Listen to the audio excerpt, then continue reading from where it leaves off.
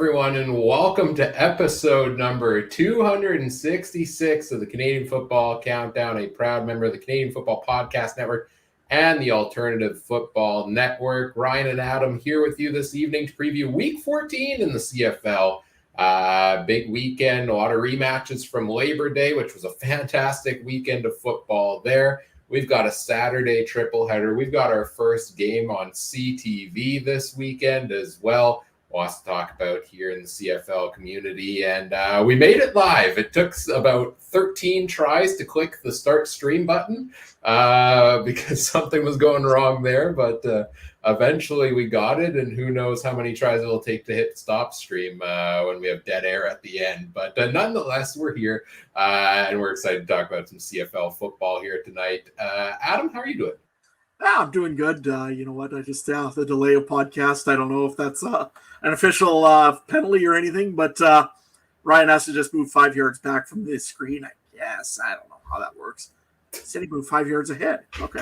Anyways, nevertheless, I'm doing good. A little bit of rain last night, so harvest is at a little bit of a standstill, but we'll be going again tomorrow. Hopefully everything goes well, and we can get some acres off. And of course, lots to listen to on the radio while combining. So, yeah, busy time of year, sports wise and stuff like that too, right? I hear, I hear there's other football related things going on tonight. I don't know. I think we're the number one thing in the football world going on tonight, but here we are. Nonetheless, yes, NFL kickoff tonight. And along with that, we had bonus content yesterday. We had our NFL fantasy draft that we streamed and posted on the podcast feeds. So if that's something you're interested in, check that out from yesterday. A great 8-round or 18, 15-round fantasy draft special here from the CFC crew and members of our Discord community. So go and check that out. That was a lot of fun. I enjoyed that. Yesterday evening. I love getting to host those shows, as chaotic as they are sometimes with the draft podcasts. So check that out. And while you're at it, join the Discord. Maybe get in on one of those next year, or just join us for CFL, NFL, and whatever chatter going on there. Link is in the episode description. It's free to join us. We've had a couple new members join us this week. So hello to anybody tuning in that is a new member of the community there. Hello to anybody tuning in live with us tonight as well, as we are live thanks to our presenting sponsor, Game Time TV. You can learn more about them at GameTimeTV.ca or Facebook.com/GameTimeTVMB. And before we go any further, we do want to acknowledge that the Canadian Football Countdown is brought to you from Treaty 1 territory, traditional territory of the Anishinaabe, Cree, Ojibwe, Dakota, and Dene peoples, the homeland of the Métis Nation, as well as from Treaty 4 territory, traditional territory of the Cree, Saulteaux, Dakota, Lakota, Nakota, and Métis Nation. Trey is in the chat tonight, says he misses one episode and the whole thing crashes. Yeah, pretty much. If you missed the announcement in the Discord, Trey will be away from the podcast for the next several weeks, taking care of some personal matters. So unclear at this point when you'll see Trey back here on camera on Thursday nights, but we hope to have him back soon and wish him all the best in the meantime, and happy to see him hop in and out of the chat here as well. Trey, we miss you. I guess I have to argue that home field advantage isn't a thing now. Like, I don't know. Do you want to drink? No. I mean, I'm glad to argue this week that home field advantage means absolutely nothing. So means totally nothing. It doesn't affect any situation whatsoever in a certain game on Saturday this week. Oh yeah. Just like it didn't. I mean, it didn't on Sunday last week, right? Fair. We'll get to this later. Yeah. What's that? Yeah, we'll get to this in a little bit. Yeah, we've got some stuff to settle here tonight. Lots of fun topics as we talk about each of these CFL games. Some big news around the CFL community this week as well that we'll talk about here as we go through each of the games. Some shocking transactions for sure. But I think I'm ready to dive right into the first game here if you are, Adam, and let's hop into it and talk about the The BC Lions visiting the Montreal Alouettes. The Alouettes coming off the bye over the Labor Day weekend. The BC Lions had a nice bounce back win in touchdown Pacific. Had to think of my oceans for a second there, but I think I got the right one. Over in Victoria, Lions with the big win over the Ottawa Redblacks in that one. What's the biggest storyline? Let's start on the BC side for you here in this game. Yeah, for sure. I think it was seeing the performance last week of Nathan Rourke. It looked like, at least for a first half, came back and was definitely looking like Nathan Rourke of old. Maybe not as much running as I used to remember out of Nathan Rourke. I know he did run a little bit back in the day. This one here, not so much. But he does still possess the throwing passing ability. I think he had 3 touchdown passes before the first half was done. Looked really, really good against a fairly decent Ottawa Redblacks defense this year. Second half, well, I don't know if the wheels came off a little bit. Did get another touchdown. But I think the more thing was he did a pretty good job of just kind of controlling the ball and moved on from there. That's what I'm going to be watching for, namely to see if Nathan Rourke now you did it against the Ottawa Redblacks. Good job. Now you're taking on the league-leading Montreal Alouettes. They're 10-1 right now. They're one of the strongest teams in the league. Period. Undisputed number 1 in any power rankings, except for Trey's if he goes crazy.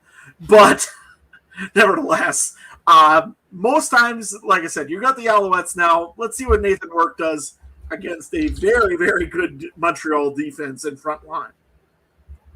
Yeah, great bounce back game for Rourke. You mentioned that first half looking explosive in that one. Of course, the big moment on everybody's mind is the halftime interview with Farhan from Nathan Rourke, where Farhan starts listing off these stats, which were to the tune of, his final stats on the night were 21 of 33, 25, 3 touchdowns and a pick, and then 29 yards and a touchdown on the ground. Most of that coming in the first half. Very impressive start to the game for him. Farhan starts listing off the stats, and Rourke says, all I care about is we're up 31-6. Thanks, Farhan. Pats him on the shoulder and runs off to the locker room. And TSN is flustered. They cut to commercial break, and then like half a second later, it's back to the studio because they were like, wait, we weren't supposed to go to commercial break quite yet. It was a moment they weren't prepped for. It's caused quite the storm this week. Where do you stand on the whole topic? I know you put the poll out in the Discord. Was Rourke in the wrong here, or was he in the right?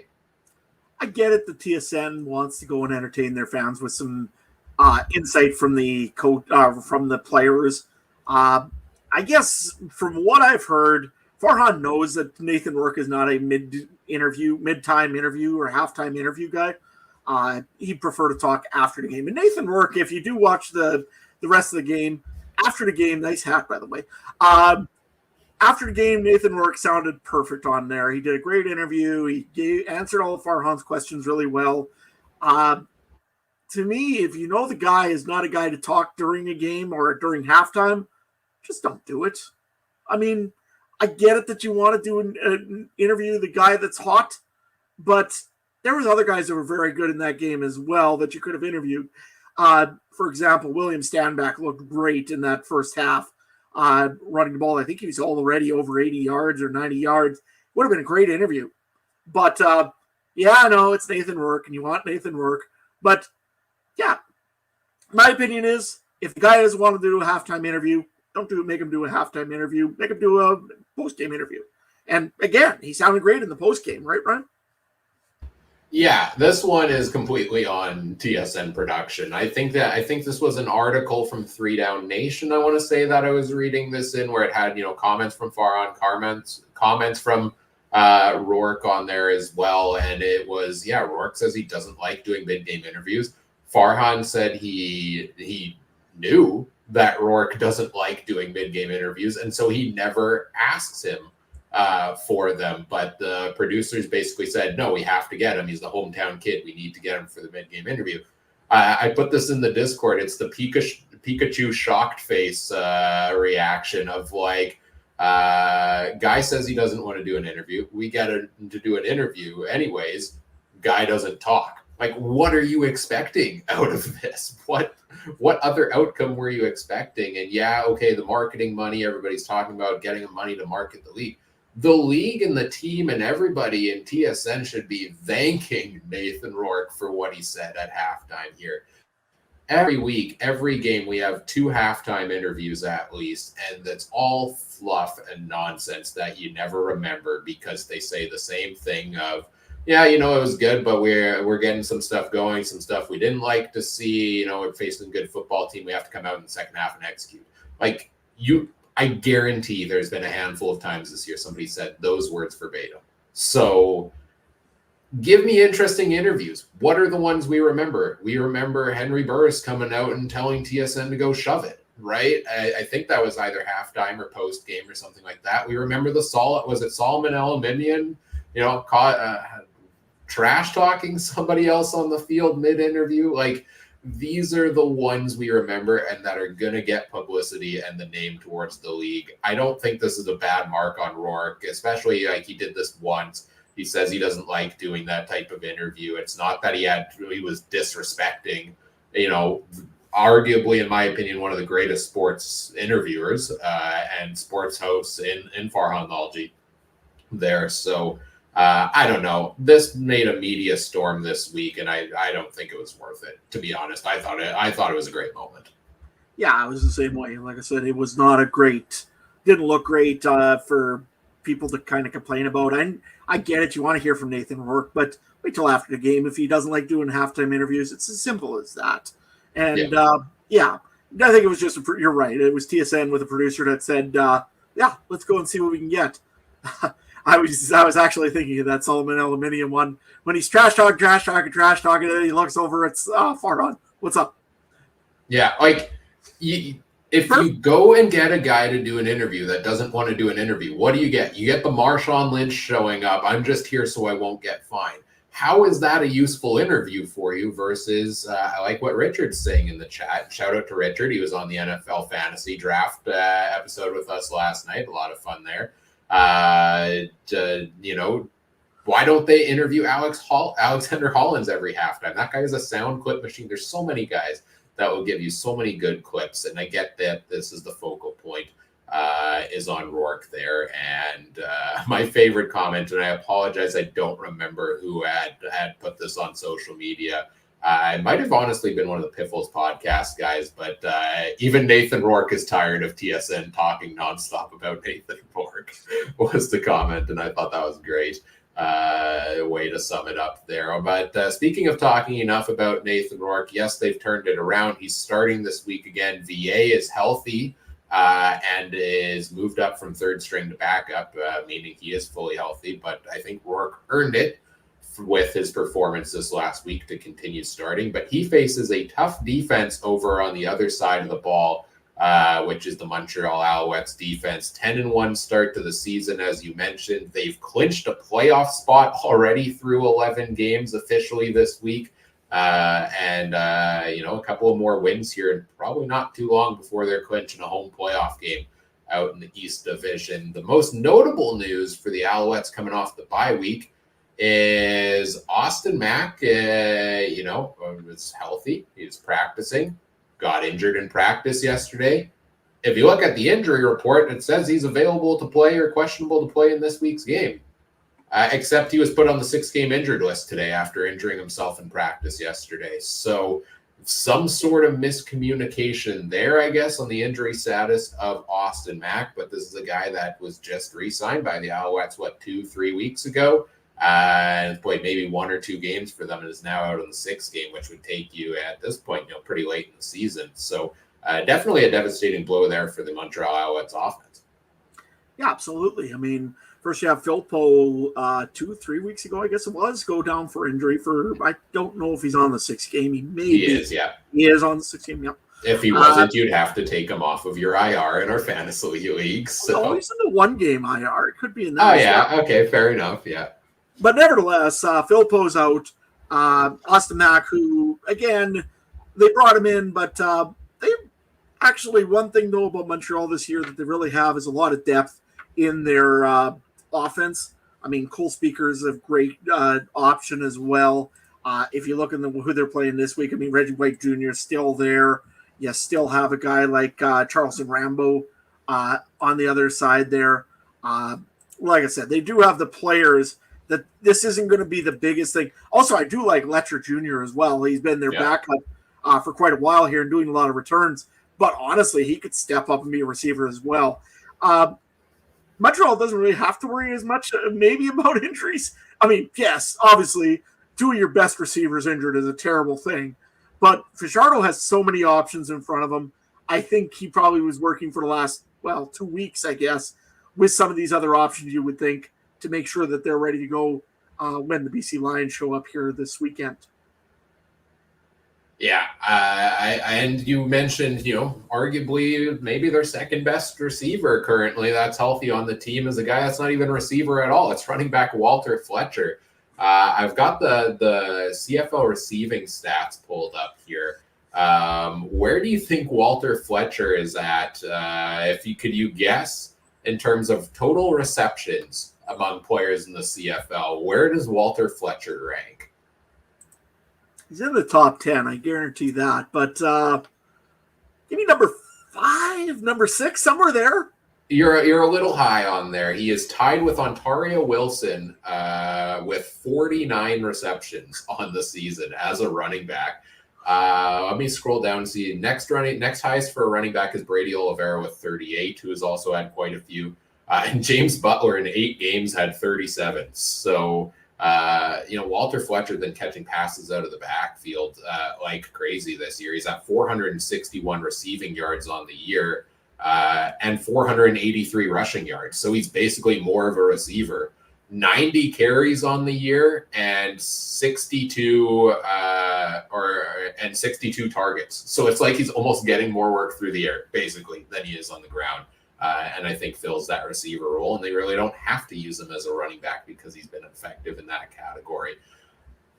Montreal is one of those teams, just like we had with Toronto last season, where it's just a complete all-around team, and there's a reason that Argos team went 16-2 last year, and there's a reason the Alouettes, I think, can go in that category again this year, is they've got the depth. As injuries happen, more guys step up and fill in the holes, and they continue to be a dominant team. And I'm going to struggle, spoiler alert for when we do our betting picks here.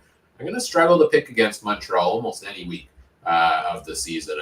And the only loss so far this year was the game that Fajardo went down. And now if he does again, Davis Alexander looked pretty darn good in the time he filled in. So, I'm continuing to be high on the Alouettes. We'll see how they play this week coming off the bye week. Let's get into fantasy talk here for this game. And no Austin Mack. That's the big one there over for Montreal. Full disclosure, with the long weekend, with some home life stuff, with NFL stuff, and our draft yesterday, I'm behind on my fantasy charts right now that I usually use for this. So they're a bit of a mess. I don't have the stats fully in from last week, so we are going to have to wing it. At least I am a little bit more here. So I'm a little rusty in that category. So, Adam, I'm going to turn it. You're the fantasy champ. I know we talked about this pre-show, and I'm still the king, but I'm going to turn it over to you.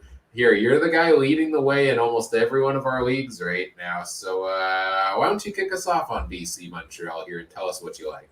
Well, first things first, I was looking at Nathan Rourke. I mean, $8,000. The guy lit it up against Ottawa, but that was Ottawa. This is Montreal, and Montreal, their linebacking core is insane. If you look at Beverett and you look at guys like, if you look at Darnell Sankey and Wall, that linebacking core is just probably the best in the league, hands down.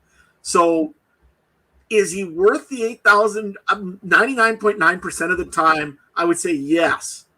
This time, I'm going to say no, just because I'm very nervous that he's going to be taking a lot of pressure, which Montreal likes bringing up the middle. And I don't know if Rourke has been the greatest with pressure so far. But who I do like in this game here right now is kind of one of the old reliables out of BC is Justin McInnes. Yeah. I mean, it's a good spot. It's in a good position for where Rourke has been looking a lot lately. He did get the touchdown the other game there against Ottawa. He's been getting decent yardage in the spot that he's been in. I do like Justin McInnis in this one. Other than that, though, I don't know who Cody Fajardo is going to target. He targets usually where Tyson Philpo was. We've seen that, but Philpo's not there.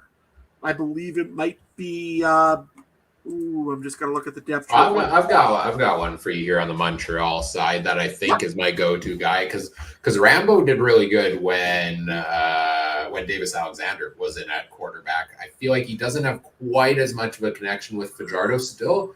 Still was pretty good in last game when Fajardo came back, had 95 yards in that one. But I like Cole Speaker and his connection with Cody Fajardo. Earlier this year in weeks 4 and 5, he was the number 2 and number 4 receiver. In week 12 with Fajardo back, he was the number 1 receiver in the CFL fantasy-wise that week, 107 yards and 2 touchdowns.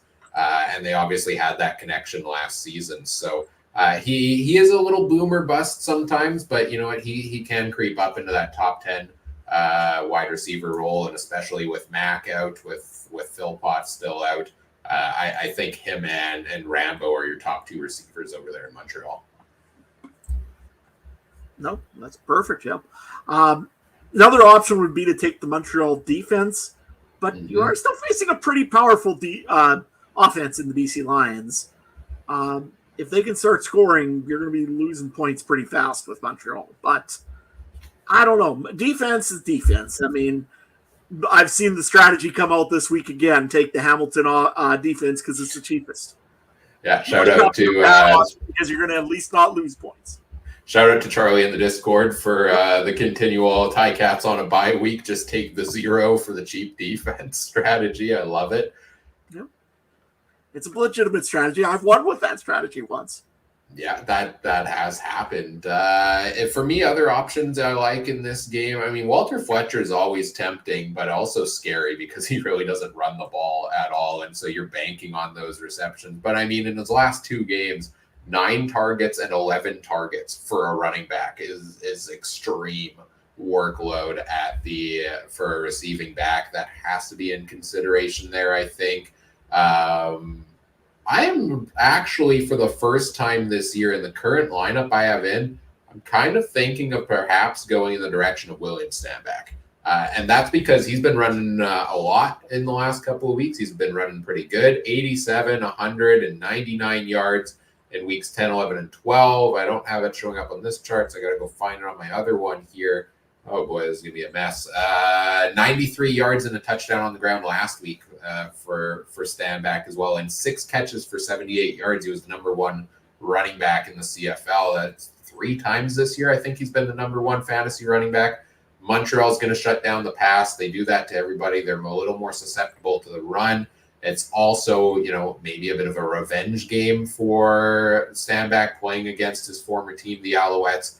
This might be a week I take a look at him at running back, but I don't know. I think I'm staying away from anybody from the BC offense right now. Rourke at the price is tempting, but I don't need to save the money. The receivers, I definitely don't trust Alexander Hollins after the number of drops he's had and missed targets. McInnis potentially. Hatcher really hasn't shown much. This week, a little bit more.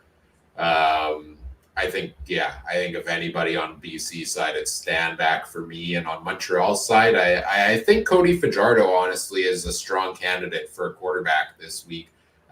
He has hit over the 20-point mark 4 of his 7 games so far this year, and had another one of 18 in there. And really, has a solid floor there, too, outside of the 1 game where he did get injured. His lowest total on the year has been 14 fantasy points. I think he could play there. And as I mentioned, Cole Speaker is my favorite receiver on the Alouettes this week. So we got into our betting picks for this game and all of the games this week. I don't have our stats from the past couple of weeks on how we've been doing there, but so I don't know how badly the coin is beating all of us right now. But BC comes into Montreal. Games are all close this week, and Montreal is 3.5-point favorites at home. The over/under is set at 50 in this game. Adam, what are you taking? This is a tough one, just because I think BC's been playing a little bit better lately. Montreal's maybe, I don't know if it's rest or rust. Which one's going to happen with Montreal this week? Sometimes you take a week off, things kind of go wonky. But you know what? I think Coach Moss has them under control for that kind of thing. So I'll take the Alouettes. It's very tough to take a guy over Nathan Rourke, actually, after what we seen last weekend. But you know what? It's Montreal. They're a very, very good team. Uh, I will go with the under, though, in this game because I think this is going to be a defensive battle. I think Matthew Betts is going to be a lot more involved because he had a whole week of practice instead of just coming in and deciding to go through walkthrough. And, of course, I told you about Montreal's linebacking core. So give me the under, give me the Montreal Alouettes in this one. I previewed it before. I'm taking the Alouettes here as well. All these games are close enough this week, honestly. I think this is the biggest line of the week at 3.5. And when it's that close, I know a lot of games get close, but to me, I start looking at it as just a pick-up of basically who do I think is going to win, right? Because to me, it seems extreme sometimes to be like, well, I think BC could lose by 2. I'm just gonna pick the Montreal to win. They do need to win by more than a field goal in this one because it is 3.5. But I think they can do it. I'm high on them. I'm taking Montreal, and I'm also I think going to take the under just because Rourke has had his struggles. He looked better in the first half last week. He looked a little more composed there, but Montreal's defense is a whole different beast they have to face. So. I'm going to take the under on that as well. Trey did hop into the chat to say he is the Facebook chat to say he is taking Montreal also and is taking the over on 50 in this game. What does the coin say? Well, let's take a look here. Give it a quick little flip, and it is saying that the Montreal Alouettes will win this game. All right, so we're all on Team Montreal in this one. Except for Richard in the chat. I'm sure he's not on Team Montreal.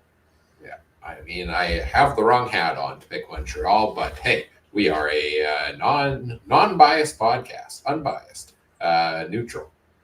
Yes. Well, we try to be, at least. We normally pick player props from FanDuel. I tried to load the site. None of the games on the site are loading for me. It seems like, NFL came around and they decided that I can no longer see CFL player props. I think you were able to pull them up at least still. So do you have a quick one you want to throw out here on this game? Yeah, of course. I know everybody gets bored of me picking up the rushing yards ones. But Walter Fletcher is 54.5 for the number this week for total yards. And I'm going to go with the over on that because I think, if anything, he's got to start running the ball a little bit. Although probably they'll throw him over 100 yards reception and I'll look foolish. But nevertheless, I'm going to try on that one, 54.5 on the over for Walter Fletcher.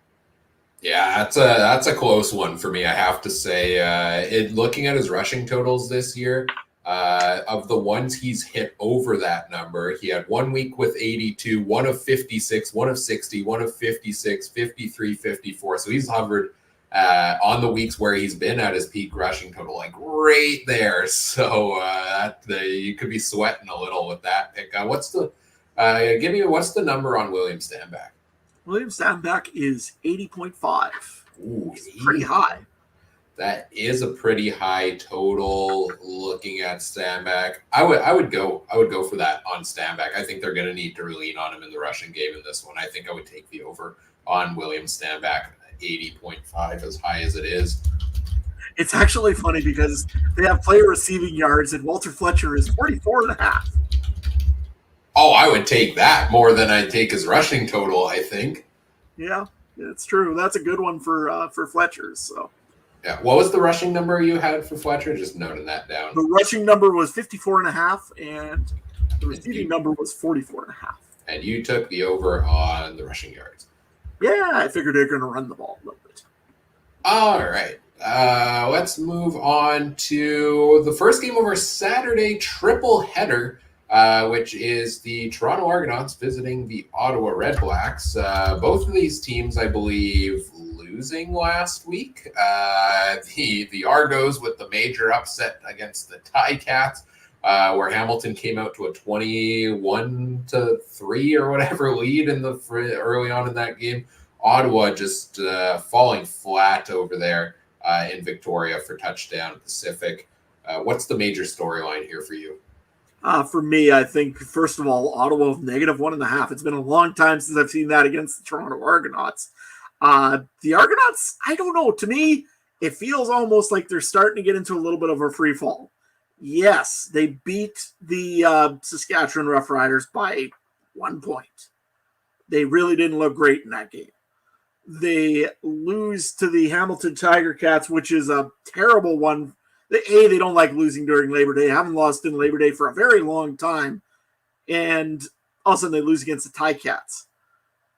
The Ticats are still, I think, not the greatest of teams, but yet Toronto somehow managed to pull it off to lose against them. Yes, they had a little bit of a comeback in the fourth quarter, had a chance, but you know what? At the end of the day, they still lost the game.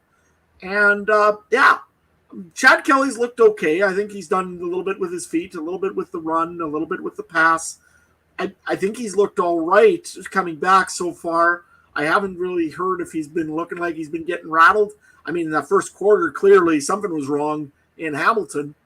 But other than that, I don't know if they really have the receiving core right now to Toronto to really get this done. They've been relying on Kadeem Carey all season to run the football. Pretty much they have to get 70, 80 yards out of Kadeem Carey to be viable in the games lately. And I really don't know if they're going to get much out of the receiving core, and I think that's a big issue for them. I did like Kevin Meitel. He came in. He looked decently last week. David Unger I always said, was just kind of a good receiver for Canadian receiver. And, other than that, DeMonte Coxey's been kind of average again this year. Until Toronto really gets their receiving core going, this team doesn't scare me as much as it used to, right? See, I disagree with that, though, because this is the same receiving core, like 90% of it, at least, as it was last season. And it didn't scare us last season, but Chad Kelly was the MOP and putting up like 4 touchdowns a game at a certain rate between the air and the ground. So they've never had that superstar quality like Tavares Daniels, DeMonte Coxey are probably your 1 and 2 in that category. In terms of receivers, and I've just been getting it done the past couple of years. And it seems like Daniels is actually reestablishing some sort of connection with Kelly. Like the big talk all of last season, all of early this year for us with Toronto is who's going to get the target share for this team because they're going to spread the ball around. I think it's back-to-back weeks with 10 targets for Tavares Daniels. So, when we get to fantasy, maybe that's a guy I have my eye on. In fantasy this week. I think he's listed as questionable on the injury report.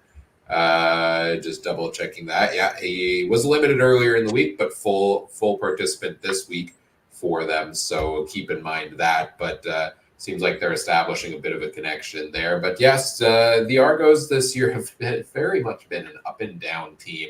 And I think they're a team that will get on more of a roll with Kelly at quarterback down the stretch here. So I expect them to pick it up. But it seemed like they shot themselves in the foot just a couple of times too many in this football game. They start off the game going down 21-3. Then they rally back. They take the lead on it, and at the end of the day, they'll let the Ticats come back in and mop up and finish the game off there. And Bo Levi Mitchell looked pretty good in that one. Back in the saddle here. I want to talk about the other side of this matchup, though, because I think that's where we could spend longer on the major storylines. A bombshell news drop this week. Jamal Morrow is back in the CFL. Third time's the charm after he tried to sign with the Stampeders in February, failed his physical, and was let go. He tried to sign with the Stampeders earlier this year, failed his physical, and it didn't go. He is now signed to the practice roster of the Ottawa Redblacks. And along with that same news drop comes the news that one Raquel Armstead has been released by the Redblacks. Leading rusher from the team, I thought has looked pretty good for a guy whose name we weren't familiar with coming into the year. 4th in the CFL in rushing yards with 623 through 11 games, also 3 touchdowns. What do you make of all of this, Adam? Well, not only that, they let go one of their starting defensive ends as well, which was utterly amazing. I mean, I from what's been talked about, again, it's mostly from Three Down Nation. I'm not sure of this. I'm sure it's fine, but Armstead was upset on the sidelines because he wasn't getting the ball enough. Was verbally abusive almost, they said, and was just really loud. Players had to hold him back from doing anything really silly. Not a good situation, and I know for a fact that Coach Dice would not tolerate guys kind of mouthing off and doing things that they shouldn't be doing on the sidelines. So, but is that enough to throw your fourth leading receiver or rusher in the CFL away? Look, I mean, this is the year where nothing makes sense in the CFL. Didn't you have what was it? 3 of the top 5 quarterbacks in passing yards that were now relegated to backups on their teams. Now you have the 4th leading rusher in the CFL openly cut here. This is bizarro league this year. Nothing makes sense, so I'm not surprised by any news item anymore. Well, and I mean, like you look at it, James Butler's been benched for, I don't care. It's not about a tooth anymore. He's been benched for 4 weeks. I mean, really? That's one of the better rushers in the league. And again, don't seem to affect Hamilton's aggregates. They just got Greg Bell and they keep rolling. Ottawa, I guess, Jamal Morrow eventually will play. Who is their backup running back right at the moment? Or I guess starting running back now? Yeah, it doesn't look like Jamal Morrow is going to play this week. So let me go to the depth chart here, or the team roster on the website. Devontae Dedmon has been playing running back this year, but I believe he is out on the injury report, so that's not going to help. Nope. So then I have to go down to the practice squad on their website because they haven't brought him up yet. Kalen Laborn, 5'10", 212 pounds, 25 years old, American receiver, went to Marshall, or running back, sorry. Looks like he'll get the start this week for them with Jamal Moore maybe taking a little bit of time to get set up there. And so I think he's going to get the start. This Ottawa team, though, that offense that we were very impressed with what they had on offense. Not only that, do you now have Jalen Acklin who's out? You have Braylon Addison who's been out. I think both of those guys are out on the 6-game injured list. Nick Mardner is questionable to play this week. We had 2 no-names, so to say, at least for us in the CFL, step up into that receiving core this week. Andre Miller got a start in there, and Eli Stove looked pretty good with 9 targets, 8 receptions, and 73 yards. So it's always, next man up for opportunities, but seems like that offense is looking mighty thin for the Redblacks. Yeah, I mean, it's a terrible time to go and, our receiving core is pretty much all injured. Let's get rid of our running back. What? I mean, but to be fair, it's not just I don't think it's just the one instance. Like, apparently, if there was yelling on the sideline, Armstead got thrown out of a game earlier this year. He's been fined by the CFL twice. This isn't the first time it's happened. And if you're, frustrated with not getting usage as a running carries when your team's down 31-6 at halftime, right? Like, there is no room to run the ball in the second half and run out the clock. So do we see another team pick up Armstead? I don't know if it I mean, there's some teams with need for running back. I don't know if maybe Calgary needs backup running back help. I think they found themselves a really good running back. Yeah. Edmonton sure don't need help with running back. I know that nowadays. The Roughriders could probably use a backup running back if AJ Ouellette's injury is really serious, to maybe complement Frankie Hickson. Other than that, I mean, Toronto's got, like I said, they've got Kadeem Carey in there, and I don't think they'll trade it to a rival anyways. Hamilton's got 2 good running backs. Montreal's got a good receiver in as running back. I mean, like I said, I don't see anybody really needing running back right now. I again, other than maybe a backup or maybe a 1-2 punch in Rough Rider land, otherwise I don't see anybody. Yeah, I think if it's an attitude problem, like Yeah. Mike always says, running backs are a dime a dozen, and we saw it with Armstead himself. I think teams are going to trust with what they've got and give one of those guys a shot. I mean, look at Greg Bell in Hamilton. Did we think he was going to take over for James Butler this year? No, and now he's turned into one of the best running backs in the league. So I think that this could be the last we see of Armstead this season. So Armstead is not a player you should pick in fantasy picks for this week. But Adam, who do you got your eye on in this game? Well, let me take a look here. Of course, I think I've got to go with old reliable Kadeem Carey. Seems to always get some good yardage for the Toronto Argonauts. Do like him in this one here. Other than that, I really didn't pick a whole lot out of this game here.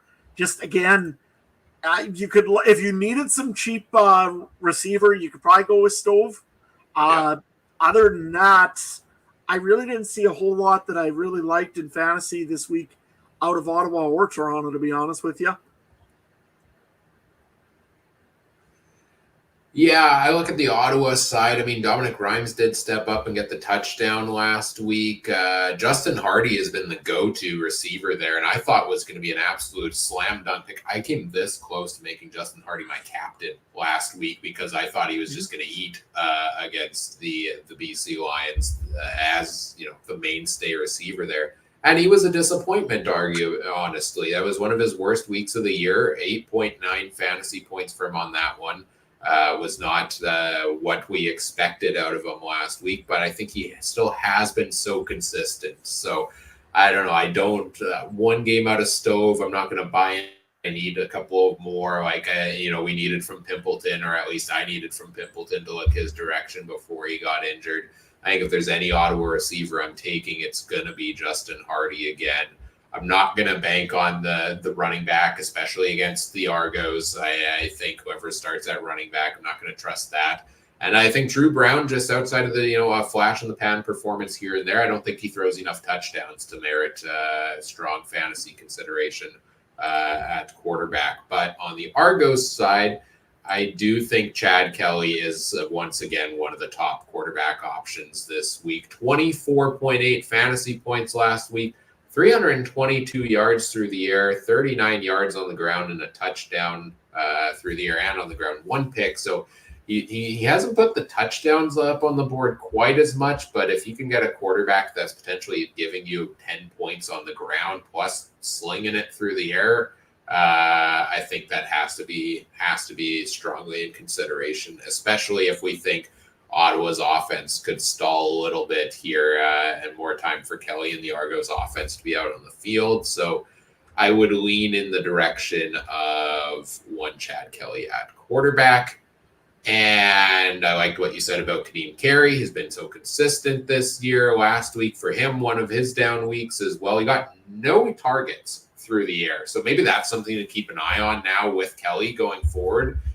More so than like Arbuckle and Cameron Dukes are there less check down passes to the running back? Because I think that's where a lot of Kadeem Carey's early season value came from.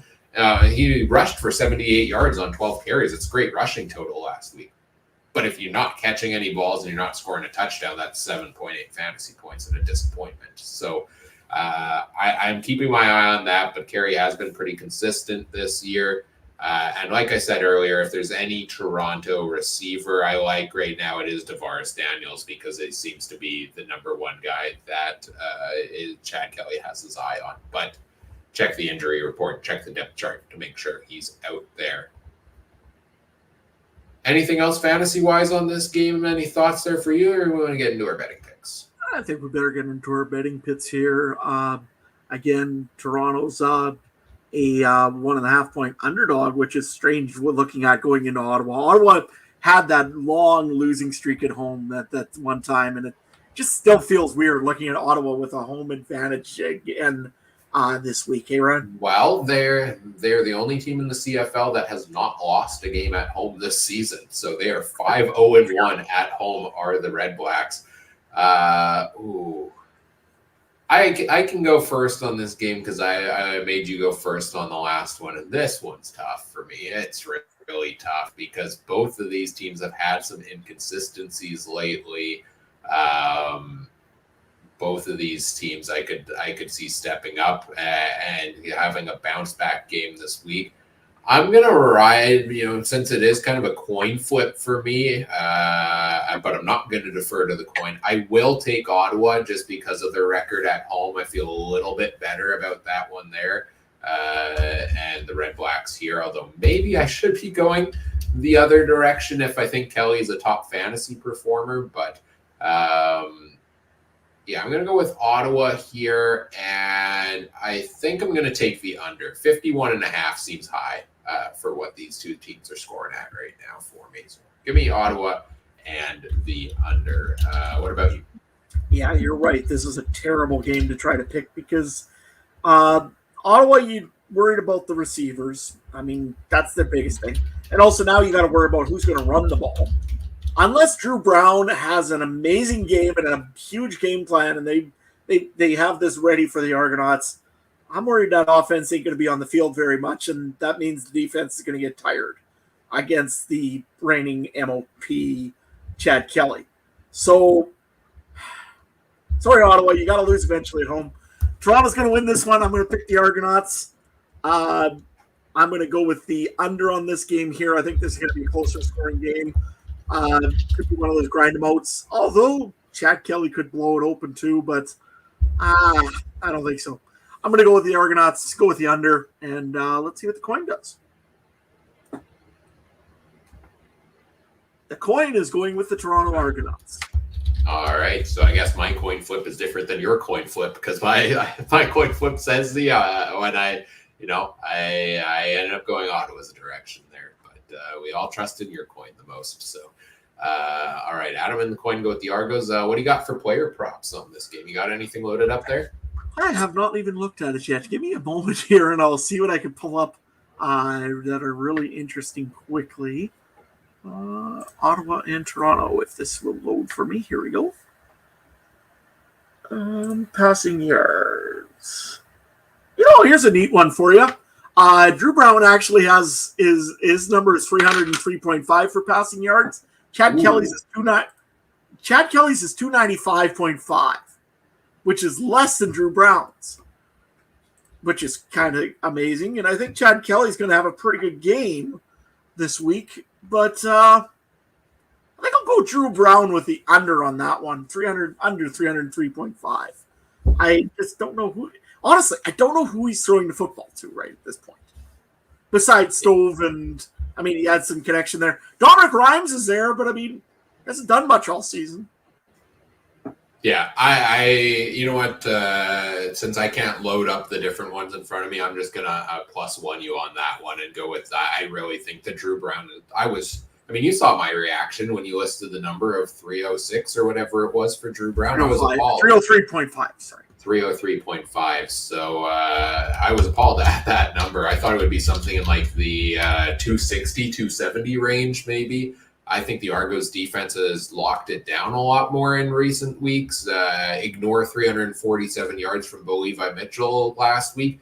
Bo did that to everybody earlier in the season, right? Like Bo it makes a lot of those yards from some long passes. 70 yards, 50 yards to Tim White, 48 yards to Brendan O'Leary-Orange last week. Like that was 3 passes. And I feel like we haven't seen, Drew Brown stretching the field quite as much. I can pull up his stats. Let's see. He had 206 last week, and looking at Drew Brown's stats earlier this year, he's gone over that 300 mark 3 times on the year, and he came close one other one. But I'm just not feeling it. Not feeling it in this game. I think Toronto's locked things down a little bit more lately. No, I agree. All right, we move on to our third game of the week. Are we moving on to Saskatchewan, Winnipeg, or are we going to Calgary, Edmonton? Because last week, ended up in a little bit of an awkward situation here. No, we can't do that twice to Ryan, so go ahead. All right, we go to the Winnipeg, Saskatchewan game. We got to pull out the swap of the hat. I'm the only one who's never swapped hats mid-podcast, I think. Actually, that's not true. We got Winnipeg. We've got Saskatchewan. A rematch, the Banjo Bowl. Bombers pull out the close win last week with after Zach Collaros leaves at halftime. After a big hit there, Chris Trevor doesn't do a whole ton in the second half, but to get the job done. And Brett Lauder misses a really long field goal that I didn't get to see because my PVR cut out right before the final field goal attempt. So I didn't actually know how this game ended until I had to watch SportsCenter afterwards and see what happened. But yes, they're back again in Winnipeg for the Banjo Bowl, sold out game as it typically is. And what's the big storyline here for you? Well, I think the big storyline over the week has been Wade Miller's comments post-game about it's pointing pretty much straight directly at Randy Ambrosie and saying, hey, you got to go and protect our quarterback, namely Zach Collaros, because he was taken out again in the second straight Labor Day Classic. I'll give you my opinion on it. You can go and accept it or not accept it, but you know what? Miles Brown's hit was not. It was a hit that you don't want to see in the league. It's one of those that hit the quarterback in the head. It's head and head contact. It's bad. Don't get me wrong. He got fined for it. That's probably what should have happened on this. Is he a dirty player? He should be suspended for as long as Collaros is injured? Well, Collaros is in practice this week. Is he that hurt? Come on. You were upset because your quarterback got taken out in the game. It happens quite a bit. If you want to scream that, then you have to go and start talking about the Shea Patterson hit again. And I didn't hear Wade Miller that day. Oddly enough, it was pretty quiet. I don't know, maybe missed that play. Anyways, some of the big storylines, though, again, I'm not getting into if the player should be suspended and all that. I think what was done was done. It's over. I'll just weigh in on that before we move in and say I'm so tired. I'm so tired of all of the conversation when it comes to hits and suspend the guy, fine the guy. The topic, the main focus of the topic is we need less of these hits in the league, and that comes with awareness of situations like that. But I feel like a one-game suspension versus a max fine is not going to teach an individual any differently to let up on a hit like that. Like, either you did something wrong or you didn't. If you want to penalize a guy, if you think it's worth penalizing a little bit more, then sure. And I certainly hope we don't have players that are like, well, I'm just going to get a fine. I can pay that. This might help my team win the championship. I can sincerely hope that's not happening anywhere in the CFL. But all of these, slowing down the hit. Oh, you hit him in the head. Yes, penalty on the field. Let's get that right and impact the game here and stuff like that as well. But I'm in the same boat as you. I don't think Brown is a dirty player. I think, it wasn't a great hit. And he made a bad decision in that moment, and he probably should have let up a little bit there. I think a fine is appropriate in this scenario for him. And Collaros is fine. I don't even think he was in concussion protocol in that game. I think he was mostly held out for precautions throughout the second half. And did I not tell you on this very podcast last week that they should start Chris Streveler because with no Stanley Bryant, the Riders are going to send everybody on the blitz and you need to protect Collaros for the stretch? And sure enough, look what happens. Yeah, well, exactly. Although I gotta admit, though, that second half with Chris Streveler in there resulted in nothing. I mean, he made a few passes over to Brady Oliveira and a couple through his buddy Drew Wolodarski. Otherwise, there wasn't a whole lot there for Chris Streveler. I mean, his longest pass was 5 yards? A couple of yak yards after, but that's about all that there was. Nevertheless, go to the Winnipeg side of the football first, actually. Big report this week, though. It sounds like Adam Bighill might be out for the season, from what I've heard. I'm not sure what exactly the injury is. Knee injury. Knee? Yeah.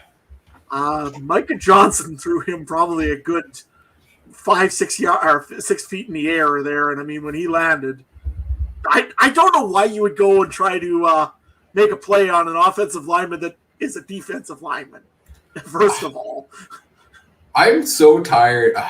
Tonight's just the night I'm clearly tired. I think I need more sleep. But I'm just so tired of hearing about Micah Johnson on the offensive line because that's all we heard on every single play for the rest of the game. But credit to him, it was a heck of a performance for a defensive lineman that had to go in on the O-line, and he did a pretty darn good job, and the Riders almost pulled off the comeback late in the game there. So I'll give him credit that he played really well, but it was over and over and over again on the broadcast there from Johnson. And maybe that's because it doesn't happen, but I guess that's not the, broadcasters pick their storylines and they repeat them over and over, and we probably do the same on this show. So maybe I shouldn't be giving them such a hard time for it. But Adam Bighill injury didn't look good, out for the season potentially, for sure out this week, and that's a big hole in the middle of the defense there for the Bombers. That passing defense that I love and call the number one defense in the CFL, and I'm still up there, upper echelon defense for me. Maybe Montreal's taken number one back, but looked a little bit more susceptible in the last couple of weeks against Bo Levi Mitchell and Trevor Harris. Yeah. And the other one also was the Riders defense looked pretty average against Zach Collaros when he was in. I mean, they were playing a lot of zone defense, but Collaros was picking it apart, essentially. He was able to move the football, whether it was get passes off to Kenny Lawler, whether it was go over to Nick Dembski once or twice, I think he did. Zach Collaros did have some able to move the ball. Ontario Wilson, I know, had a big play, I believe. Like I say, it was the Riders' defense and secondary looked pretty rough. Did the front line look great? Well, not really either in the defense because the Micah Johnson was out. I mean, he had to go and play offense, so that means that there was no real coverage on the defensive side of the football, and that's why you've seen a lot of Brady Oliveira in the second half because they knew there was a hole right there. We'll see. It's going to be very interesting to see what Saskatchewan does for their offensive line this week. At the moment, they are missing two centers. Zach Fry's 6-gamed. I think he broke his arm. I'm not sure on it exactly, but I know he's going to be out. I know that Peter Godber's out, which is their main starting center. I believe it is, it's the Regina boy that's going to be starting at center, not Dan Clark. The Dan Clark replacement, essentially. Logan Furlan? Yep, that's who's starting in the center spot. And then they got Noah Zur from Langenberg. He's going to be in the left guard spot. And then they got another right guard coming in. This is going to be chaos. How do we end up at the same spot every season? And sometimes it's even before training camp ends, where every offseason we talk about the Riders finally rebuilt the offensive line. Oh, the offensive line is looking good. This is the key. This is what they needed to get things done. And then whether it's 1, 2, 0, 8, 13 weeks into the season, we're back at the same point where it's like, hello, anybody out here can play offensive line? Please come play. Like, the number of injuries this team has had on the offensive line in the last couple of years is insane. And the crazy part is, I think, I don't quote me on the stat exactly, but they said in the last 3 years, the Riders have had 78 different lineman combinations. I mean, it's insane how these guys keep going. Meanwhile, Jeremy O'Day, I don't know. I thought this week I would have heard of like 4 different offensive linemen being signed. Not a one. I mean, as far as I know, Dakota Shepley's available. I don't think he got signed up by any NFL team. Their number one pick this year got into the practice roster of the New Orleans Saints. So, okay, fair enough. But surely there gosh darn got to be at least a couple of offensive linemen out there.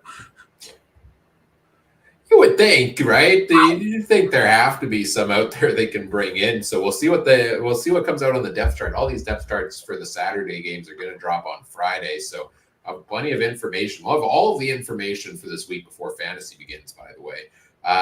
We do have a comment here in the chat saying, love you guys from all the way from Kill Devil Hills, North Carolina.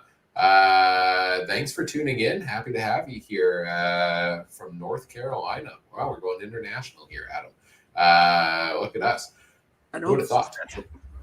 I feel special all of a sudden. I know, right? Love comments like that.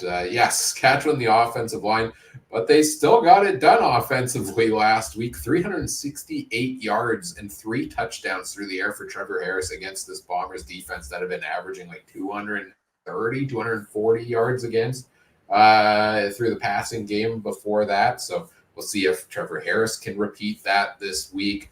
Winnipeg side of things, of course, Zach Collaros is available and ready to play this week. I'm pretty sure he will be starting once again. I don't know. I know Trey's saying in the Facebook chat, yes, Chris Streveler did enough to get the win. He got it done. He did get the 2 touchdowns on the ground there for that offense, but the Chris Streveler play is not sustainable. Do I think he could start and win the Banjo Bowl for them by rushing for 80 yards? Yeah, I do think Chris Streveler could win that. Do I think if Collaros was out long-term that he could lead this team into the postseason? No, I'm not confident in that category. I don't think his play style is sustainable. You need to let him pass the ball. And you need to, that's the only way he is going to get better at passing the ball is if you let him pass the ball. And he's just not doing that and hasn't been doing that really. 7 carries for 12 yards for him last week, just 6 pass attempts in the second half for Chris Streveler. So I need to see more from him. Work him in for more packages. He was supposed to be the fullback actually for the Bombers this last game on the depth chart because they didn't dress one. But he didn't get in for too many unique plays like that. Any other major storyline we have? I think we covered most of the big ones on this game. Again, sold out crowd here in Winnipeg. Always a big game. Looking forward to that. Let's talk about fantasy options. Where do you got one more? Just one more thing. If you're looking for this game on TSN, good luck because it will not be on TSN. It'll be over on CTV. First game for a very long time, since before I was born, 1987, I think was the last time they had a game on CTV.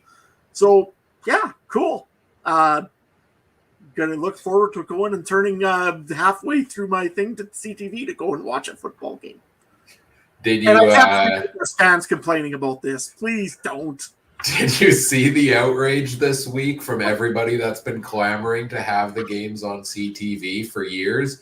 That now realizes that all of their, TSN subscription packages and lack of cable means they can't watch the game.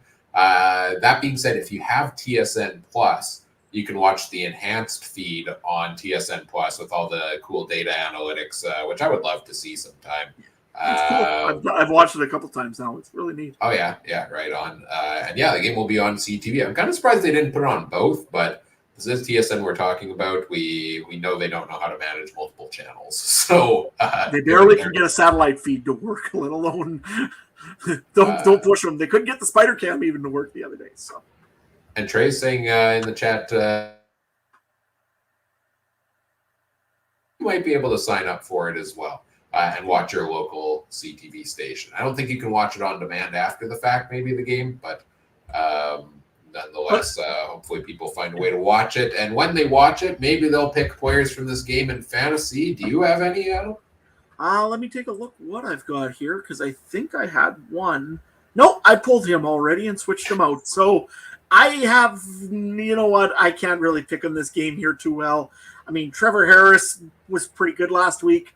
But if you got him as captain, it was okay. Otherwise, I don't know. He was average. I mean, especially when you compare to the next quarterback we're going to be talking about in the next game. I don't know who to pick. You don't dare pick the Winnipeg quarterback because you never know. He might get touched and injured, and then Wade Miller has to come in for quarterback. Chris Streveler has to come in for quarterback. Receivers, I mean, you could go with Brady Oliveira. He looks decent. Didn't really get a whole lot of yards last week, and he didn't even get really no touchdowns, so that didn't help you. You know what? I'll go with the Trey Colbeck's pick. Maybe go pick Chris Streveler. He might get you a couple rushing touchdowns. He did last week. On the Winnipeg side, Oliveira's been my go-to, but last week was a disappointment. The Riders have a very good run defense, and that there's no secret there. There's always the temptation with Oliveira because I feel like he's one of those guys that delivers in big games, and none other than home stadium and rematch with the Riders here. Season series on the line with this game as well. I don't think we talked about that, right? Because Riders 1-1, Bombers 1-1. This one is for the season series. But I think there are other running backs I might lean more towards this week. I might skip out on Oliveira there. I called it last week. Nick Dembski plays good against the Riders, and he got his 64 yards and a touchdown last week, 16 fantasy points there. I think that's the best Bomber receiver option I'm looking at. Kenny Lawler, I don't know. He's not delivering the last couple of weeks fantasy-wise. I expect a bigger impact, but it seems like he's hovering around the 10-point mark. The receivers on Saskatchewan's side, on the other hand, it's an embarrassment of riches, and it makes it hard, really, to commit to one. I think this is where there are some actual good, cheap options that I'm leaning towards this week because I was a little bit lower cash-wise. Dante Myers is $4,000. Don't take him. He's injured. Is he injured? Yep. Where's this injury report? Oh, Dante Myers is out this week. Thank you, Adam. So this is why we have multiple people on here. And this is why you're the fantasy expert. If you're looking for some cheap receivers in the Roughriders, Keyshawn Johnson has been very good for the Roughriders as of late. He'd make a good pickup if you're looking for one. He seems to have a pretty good connection with Trevor Harris. Ashowo is going to be filling in for where Dante Myers is. Not the most expensive receiver that I could tell. So he should be okay to maybe pick in as well. The other one also, he's probably a little more expensive, but if you look for a good national, Keon Schaefer-Baker's been getting some good plays lately. I don't know if he's going to get more because Myers is gone this week, but he might be an interesting one to take a look at as well. Even better than Dante Myers, Keyshawn Johnson is $2,500 in fantasy, which is absolutely insane. He was the wide receiver 4 last week, and looking at other previous recent weeks, had been in wide receiver 17, wide receiver 3, and wide receiver 11 in his 3 games before that. So he's been delivering a lot. He's been getting a lot of targets in recent weeks, and more so, I think, with Dante Myers out there. I think Sam Emelis continues to get a crazy target share there as well. And Sean Bain seems to be the guy that plays his best games against the Bombers also. So take your pick on the Saskatchewan receivers. Eileen Keyshawn Johnson is the one I'm probably putting in my lineup among them this week, knowing now that Dante Myers is out. And the Riders are currently the defense I have in my lineup as well. If because Collaros throws some timely picks, the Riders force some turnovers, and if Strevler gets in, I'm not confident in his ability to move the ball down the field the whole time. All right. Betting picks for this game here.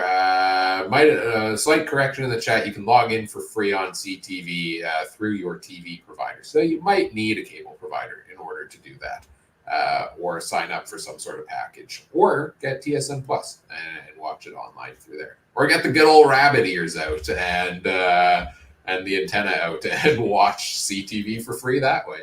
Find a black and white TV and experiment. Learn all about the old days. Yeah, back when I was a boy. The line on this game is the Bombers 3-point favorites at home. Generally, home team gets 3 points, so it's kind of a split here, or a wash, so to say. Over-under is at 48. Tell us what you are thinking for your betting picks. Oh, usually you never bet against the home team when you're playing the Labor Day or the Banjo Bowl. It's just the way it goes usually. Winnipeg definitely has the advantage in the Banjo Bowl. The Riders always have the advantage in Labor Day. But for some reason, the Bombers had to go and mess all this up for me. Because I was going to pick the Bombers this week, hoping that they would win this one because I knew they were going to lose last week. But no, we had to decide to win a game. Even though they tried their best to give it to the Roughriders, just Brett Lawler's leg isn't quite as strong as Sergio Castillo's. Anyways, now I have to go with the Roughriders to try to hope that they can go and win the season series. I'm going to go with the Riders. I'm going to go with the over on this game because I think it could become a gun show in the end. Unless Collaros gets injured, which could happen. Now I'm second guessing myself. So before I do that, I'm going to go with the Riders and the over. All right. Trey is going with the Bombers in the over. Not a huge surprise there. I agreed I went with you. Well, I went with the coin last week and took the Riders on that one. That didn't pan out for me. Now, did it? I don't think it did. So I'm going to go with the Bombers on this one. I know I normally take the home and home split, but I feel like Labor Day Banjo Bowl is a little bit different than that. We haven't even talked about it yet. That I don't have the faith in the Riders right now. I haven't all season. I've been the one that's waiting for their mistakes to catch up to them and to come crashing down, and that's what's happened. We talked about the team that was starting to run away with first place in the West. That's now third place in the West Division with 11 points right now, and potentially going to lose the season series to Winnipeg. And the Roughriders could be fifth by the end of the weekend. That is not true because Calgary and Edmonton are both at 8 points and Saskatchewan's at 11. And they also play each other. So they're going to be as low as third, but one of Edmonton and Calgary could be 1 point back of them for in this West Division playoff race. So the Riders lately, I compared it in the Discord this week to Saskatchewan lately is Edmonton early this season, where they are a good football team, but they're making too many mistakes late in the game. And it's one weird way or after another that they are blowing football games late. So I don't trust them right now. I'm higher on the Bombers. I'm going to take Winnipeg on this one, and I'm also going to take the over. What does the coin say? Well, let's see. It's a Rough Rider coin, so you would think, but let's see. I guess the coin is even against me this week. It's the Winnipeg Blue Bombers. It's stamped Rough Riders on it, and it still takes the Bombers. Love it. I love it. What do you got for a prop bet on it? Let's take a look here. I actually had a pretty good one here. Because the Rough Riders, I think, are going to be having a lot of trouble trying to find some open receivers. Although this one here, I think, is pretty interesting. Keon Schaefer-Baker is at 53.5 right now. I think he's better than that. I'm sure they're going to be looking at him quite a bit this week. So I'm going to go with over on Keon Schaefer-Baker getting 53.5. I like it. Yeah, again, I don't have the props in front of me, so hard for me to take a pick too much one way or another on any of these. I don't know. Throw out a random one that you think is juicy, and I'll pick throw out a line you think is juicy, and I'll pick the over/under on it. How about a rushing one here? Brady Oliveira, 65.5. Ooh. That one should be juicy for you. Yeah, I would have crushed that in recent weeks, but last week was just 42 yards on 12 carries. It was a disappointment last week, especially once Micah Johnson was out and switched over to the offense line. He didn't get it done. I'm going to take the over still. I know this is a really good Riders defensive line, but Oliveira is too talented to have two down games in a row. And with, maybe a little more pressure on Collaros, I think you got to give it to Brady to get the ball going here. Yeah, I think that's a pretty good choice, and especially you never know with this Rider offensive line. You might see 57 jersey come back out this week. And it ain't going to be Brendan Labatt. I think it'll probably end up being Mike Johnson again. So hopefully it doesn't happen. But yeah, it's not going to be pretty. I would not touch a Rider running back with a 50-foot pole right now. What he'll get. Yeah, I mean, we didn't talk about Hickson before, but I just feel like he doesn't get enough passing work to make it interesting for me, fantasy-wise, to put in Frankie Hickson right now. All right. I'm amazed how the Riders do not use the hitch screen as much. Like, they don't at all use the screen. No, they really don't. All right, final game of the week. Could be a bit of a long one here tonight as we an hour and 15 minutes in are getting into our final game. I'm having fun. I hope you're having fun. Oh, yeah. I hope the chat's having fun. We're having a good time here so far. And we get to talk about the Battle of Alberta round 2. And this is for 4th place in the West Division between the Calgary Stampeders and the Edmonton Elks. This one in Edmonton. The Elks beat the Stampeders. What was the score? Let me find it. 35-20 on Monday, and just 5 days later, they're back playing once again. The big storyline in that game was McLeod Bethel Thompson, 486 passing yards and 3 touchdowns. Tevin Jones with 208 yards and 2 touchdowns. Gittins with 115. Lewis with 112. Dylan Mitchell with 25. It was the 3-headed monster, it seemed, for the Elks passing game, and a Stamps team that just kind of looked uninspired for the most part, and we're still hanging around, and then a couple of costly mistakes, and the Elks kind of stormed away late in that one. Where are you at on these two teams right now? Well, I think it's the teams of two different directions all of a sudden. You know what I heard this week that I thought was absolutely amazing over on the X-Land? Edmonton is considered a Grey Cup contender all of a sudden. I haven't heard those words for a very, very long time.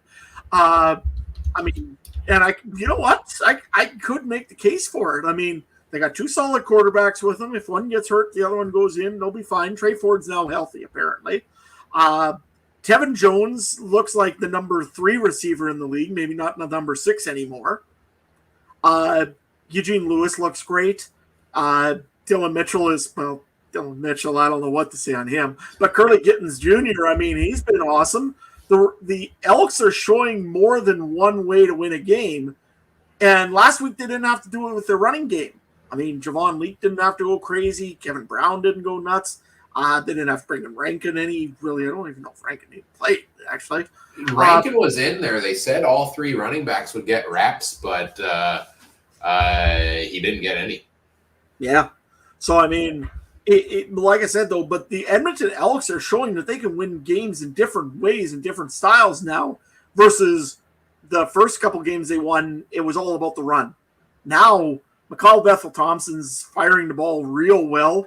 Obviously, he's got great confidence with Curly Gittins Jr. Apparently now with Tevin Jones, I mean, 208 yards, 2 touchdowns. One was a blown play that Tevin Jones got a pile of yards on. But nevertheless, that was wild. That was crazy. That guy just got thrown right into the sidelines. Made me smile. Anyways, their offensive line has played way better. Their defense, I mean, Lucas Purifoy is getting interceptions again. You look at, again, Moncrief looks like a young man all of a sudden out there. He's been playing real well. Derek Moncrief, that is. Overall, this Edmonton Elks team looks like a completely different team than the uninspired kind of just dare to play a game to not get fined, essentially, almost like the Marshawn Lynch style when Chris Jones was there. They seem to really be playing well under Darius Jackson. G. Royce Simon has got the guys he wants, I think, right now. Everything looks real rosy right now. Plus, they're also fixing up Commonwealth Stadium eventually, apparently. Apparently, because both these teams are in the bid for the 2026 Grey Cup, I believe. Edmonton and Calgary. So if they want to do this right, winner of this game gets the Grey Cup in 2026. I think that's how you do it. Yeah, 4th place in the West earns you 2020 Cup. That's how this works. On Edmonton, I'm going to argue that they've had it right all along, and they were a good football team. It's the same team for the most part. I mean, notable subtraction, Chris Jones, and his maybe coaching style there, and maybe they just needed a leader like Darius Jackson to push them over the edge.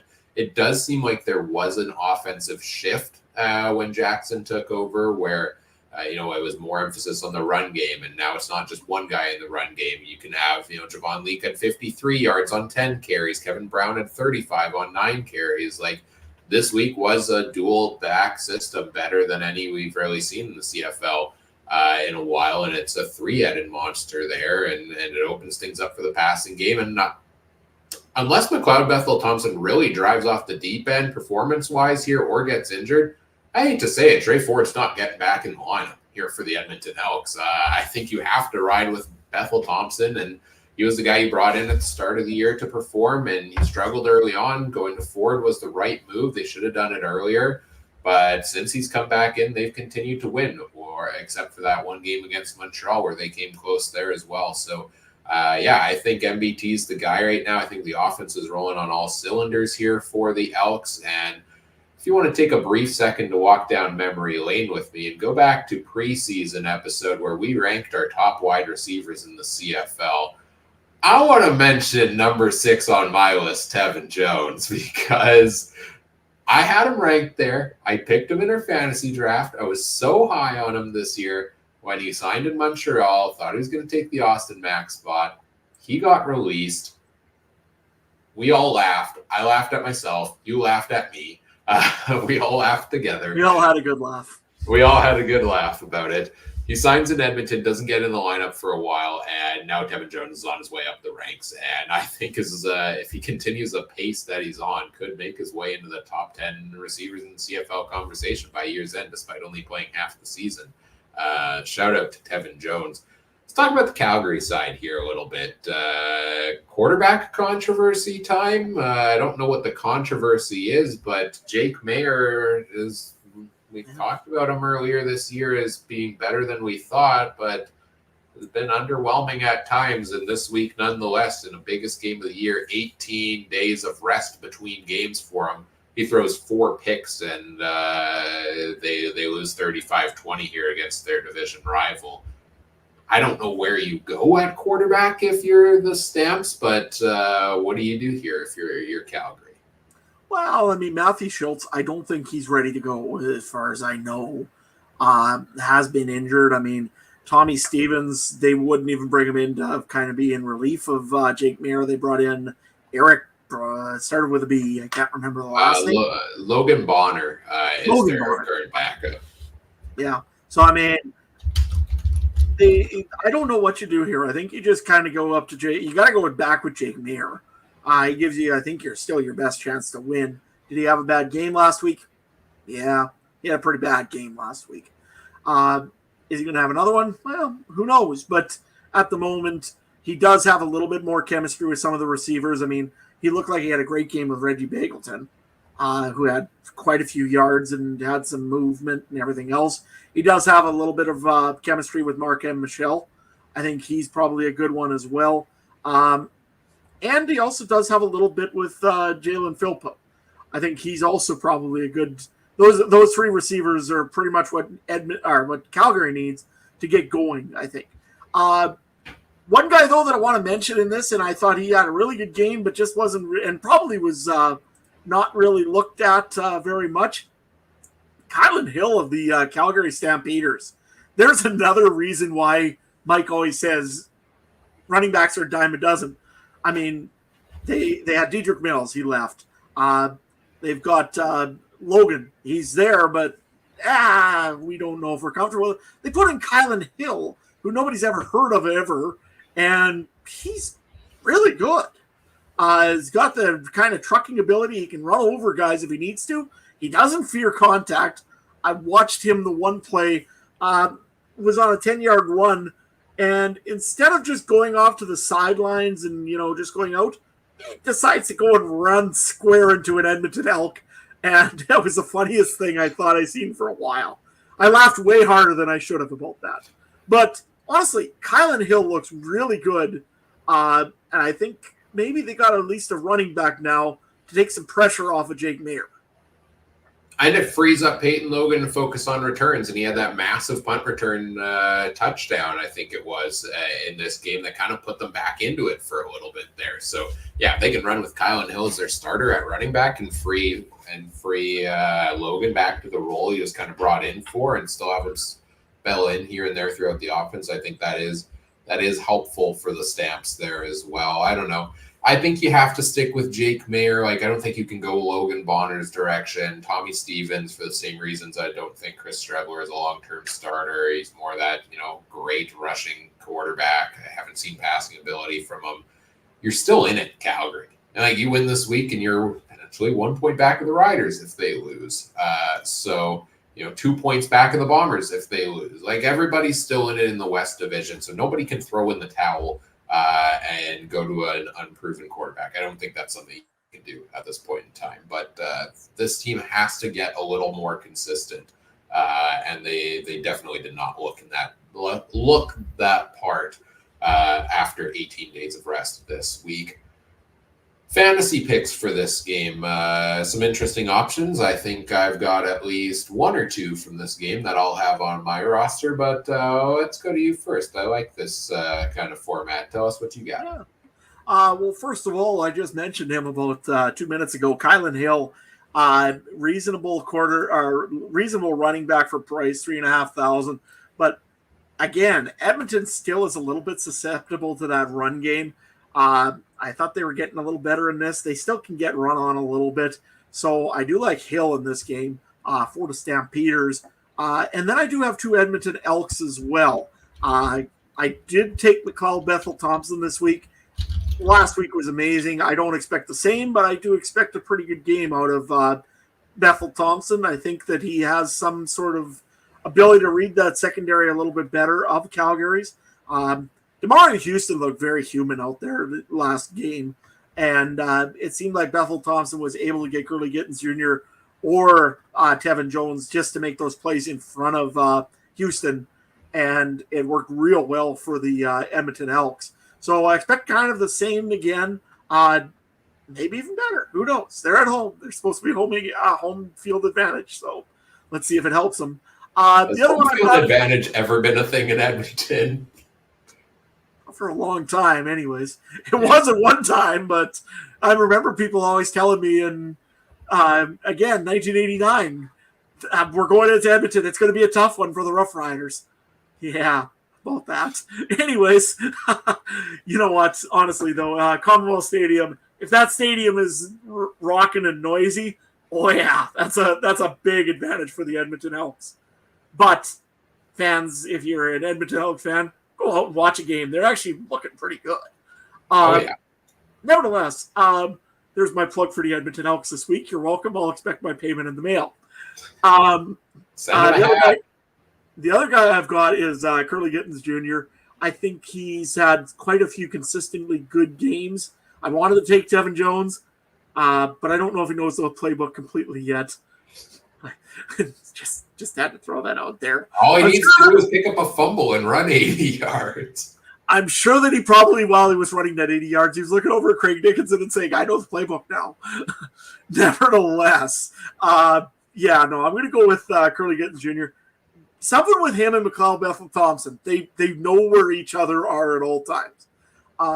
It's kind of like some of the other famous receiving cores in the CFL from back in the day, whether it was Flutie and Flutie or whether it was G. Royce Simon and Dave Dickinson back in the day. There was all those guys that they always knew where one guy was. Durant and Dressler back in the day. They always knew where one of the other guy was. So it seems like Gittens Jr. and Bethel Thompson have that kind of connection. So that's why I'm going with both of those guys this week as well. Well, I liked what you said about Kylan Hill so much that as Adam was speaking, I put the transaction in for our private fantasy league to drop Frankie Hickson and add Kylan Hill to my roster because, Frankie Hickson, we talked about not getting those dump passes. Kylan Hill was involved this week in the passing game. He had 5 catches, 68 yards, and a touchdown through the air. He also is not on bye week next week when there are a bunch of guys on bye. So I picked Kylan Hill up. Thanks for talking me into it. Adam's shaking his head and cursing. Just because he knows that a certain fantasy leader also doesn't have a running back next week, essentially. Well, got Carey, yeah. No, not Carey. Carey's on bye next week, isn't he? No, the Argos aren't on bye next week. I think it's Winnipeg, Edmonton, and Saskatchewan. 3 teams on bye next week. So fantasy gets more interesting. Stay tuned for next week's preview show. Oh, I've only got 2 out of my 3 receiver or running backs on bye. Great. Yeah, there you go. For me, for other options in this game, yeah, Kylan Hill may be in consideration. Edmonton, I'm kind of staying away from the running backs right now because I don't know what they're doing with the room. Right? They say all three are getting reps. Rankin didn't get any. Leak got 10 rushes. Brown got 9. If they're going to split it 50-50, that's not going to be valuable enough for me for fantasy, I think, compared to some other options. At wide receiver, Tevin Jones. I love Tevin Jones. I'll say the same thing about Edmonton that I said earlier this year, that Curly Gittins Jr. is the guy if you want the safe floor of a possession receiver that's typically not going to break a big one for you, that might get a lot of touchdowns, that might get a lot of targets, but his yardage is going to be somewhere in the 50s range. And that's worked for him to kind of hover around that top 10 finish in a lot of weeks. But Tevin Jones is the big play make or break guy that we thought Dylan Mitchell was going to be for them this year. If you look at Tevin Jones' stat lines in every game, like this year it was this week it was 5 catches for 208 yards. It was 5 catches for 67, 6 catches for 123, 3 catches for 123. Big play guy, Tevin Jones is, and so it's a little more risky, but I think it's worth the boom or the bust play there between them. And on the Calgary side, Reggie Begelton continues to find a way to be consistent. 7 catches, 118 yards for him last week, 18.8 fantasy points. Was the wide receiver 7 last week, and just scrolling through my stats sheets that are all out of order based on being behind. That is now 4 top 10 finishes in the last 6 weeks for Reggie Begelton. He's been pretty consistent regardless of the up and down quarterback play from Jake Mayer. So I currently have him in my lineup as well. Did you talk about McLeod Bethel-Thompson at all? I know you were hemming and hawing about him before the game. No, I talked about him a little bit there. I think he's my quarterback for this week. And again, I had one of 3 that I was going to pick. It was either going to be McLeod Bethel-Thompson, it was either going to be Chad Kelly, or it was going to be Nathan Rourke. Rourke, I said because Montreal, no. Because I think their offensive line and our defensive line and linebacking core is going to be strong. Chad Kelly, I said no, namely because I think Ottawa is going to make him a little bit tough, and I don't like his receiving options, although he still could be an option in this one. Right now, I like how McLeod Bethel-Thompson is either getting the ball off to the running back to make a safe play, or he's making passes, and he's making very nice passes to 4 or 5 of his receivers right now, and he's very confident throwing all those footballs to his receiving core. So I'm probably going to end up picking McLeod Bethel-Thompson. I think that the Calgary secondary is probably the weakest of the 3 teams that's playing this week for those 3 quarterback options. So that's why I'm aiming for McLeod Bethel-Thompson. I like it. Definitely a guy in consideration there. As we move on to our betting picks for this game, the Elks and the home team 3-point favorites there. Over-under is at 51. What are you, or I guess it's my turn to go first on this one because you went first last time. I'm going to just break all my rules this week on the home and home series. I didn't do it for Winnipeg, Saskatchewan. I'm not going to do it on this one because I don't trust Calgary on the road. And I think Edmonton is just trending so well in the right direction here that I am going to take the Elks to sweep the Battle of Alberta here, and I'm going to take Edmonton on that one. And I'm going to take over 51 because Edmonton is the highest scoring offense in the CFL so far this year. I'm just pulling up the point totals to double check how many points are they scoring points for. They're averaging 29 points a game. If they put that up, Calgary needs 22. They average 24 on the year. So these teams combined are averaging over this total, if my math is correct. Give me the over on this one. What do you got? I'm looking at this one here, and I'm going to say probably it's going to be the Edmonton Elks. They've got momentum behind them finally, and that's a funny thing to play with, which I know Edmonton hasn't been used to this for a while, but they look really good. Yeah, give me the Edmonton Elks at -3. I am going to take the over on this one as well. Not maybe because I think Calgary is going to get a lot of points, but I sure think Edmonton might. So yeah, give me Edmonton, give me the over, and let's see what the coin tells us today. I got the coin taking the Calgary Stampeders. It just doesn't want to agree with me today. Apparently not. Apparently not. All right. Well, that is our player props on this game. You got any on this one? Yeah, this one here is weird because right now I'm looking in the back of where we get our props. They only have for the Calgary Stampeders receiving yards and rushing yards. They've only got Calgary stuff. They don't have anybody else's stuff, like Edmonton guys. They got a pretty interesting one here, though. And this is kind of a weird one. I'm going to take it because it's just different. Touchdown scores. I am going to go with the Edmonton Elks. The Edmonton Elks defense at plus 420. Pretty good payout for getting one touchdown. Just because it's different, and boy, they've been a little bit of ball hawks lately. They're going to get a touchdown this time. So let's go with plus 420 for the Elks to get a touchdown. I like it. So you said no Edmonton receiver props available there. I've been looking here for props right now for passing receiving yards. You got Reggie Bagleton at 74.5 is the line. I'll take the over on that. I think Bagleton has been on fire lately. I would go over on Bagleton for that. I think they have to keep giving him 10 targets a game if they want to get this offense turned around. And another one here that you may want to take a look at is Mark and Michelle. 45.5 is the line.